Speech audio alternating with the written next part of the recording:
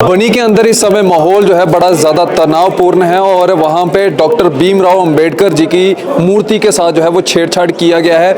मेरे साथ इस समय खुसूसी बातचीत पे जो है वो एमएलए बनी डॉक्टर रामेश्वर जी हैं, इनसे बातचीत करेंगे। सर, इस समय बनी का माहौल जो है वो काफ़ी ज़्यादा तनावपूर्ण है, बल्कि बनी ही नहीं इसके साथ साथ पूरे देश में जो है वो इफेक्ट पड़ सकता है।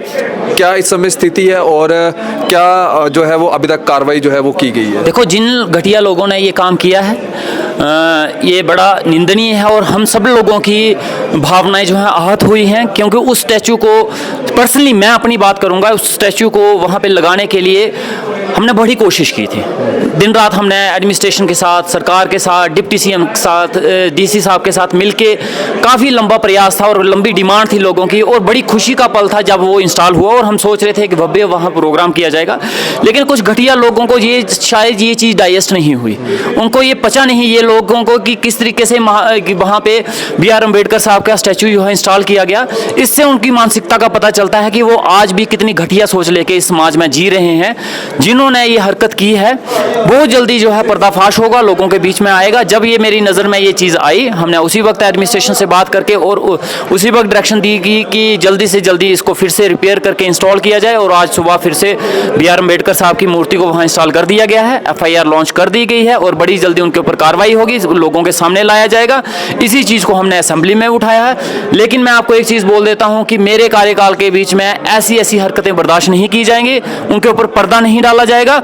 उसको ओपन करने के लिए और उनके ऊपर कानूनी कार्रवाई करने के लिए जो जहाँ तक जिस हद तक जाना पड़ेगा मैं जरूर जाऊँगा। रामेश्वर जी, हाल ही में अभी राज्यसभा के चुनाव हुए और इल्ज़ाम तराशी जो है वो एक दूसरे MLAs के ऊपर जो है वो लग रही है। उसमें आपका जिक्र भी आ रहा है कि जो बनी के MLA है उन्होंने जो है वो क्रॉस वोटिंग की है। आप क्या कहना चाहेंगे? देखिए, जो इल्ज़ाम लगा रहे हैं वो पहले अपने गिरवान में झांक के देख लें, और उनको मैं चैलेंज करता हूं, आपके मीडिया के माध्यम से चैलेंज करता हूं कि प्रूफ करके बता दें।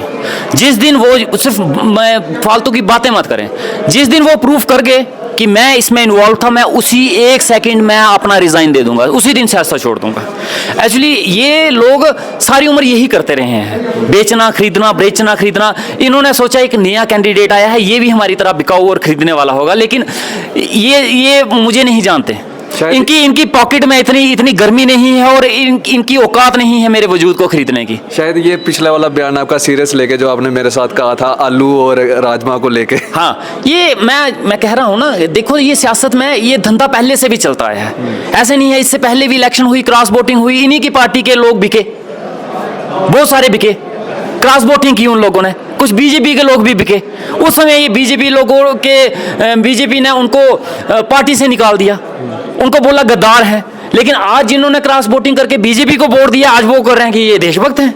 मतलब क्रॉस वोटिंग में इनको वोट मिल जाए तो वो देशभक्त हो जाते हैं, लेकिन इनकी पार्टी के क्रॉस वोट करके किसी और को चले जाए वो देशद्रोही हो जाते हैं। इनके साथ कोई कुछ करे, इनके फेवर में करे, इनके फेवर में क्राइम करके कोई आ जाए, इनके फेवर में कोई डाका करके, इनके फेवर में कोई करप्शन करके आ जाए, वो वॉशिंग मशीन में धुल के नया हो जाता है। लेकिन इनकी पार्टी से अगर कोई जाए तो वो देशद्रोही हो जाता है। ये कैसी डबल राजनीति है? गिरगिट वाली राजनीति मत बनाइए जनाब, क्लियर कट राजनीति बनाइए और लोगों के मुद्दे उठाइए और लोगों की बात कीजिए, इल्जाम मत लगाइए, प्रूफ करके बताइए।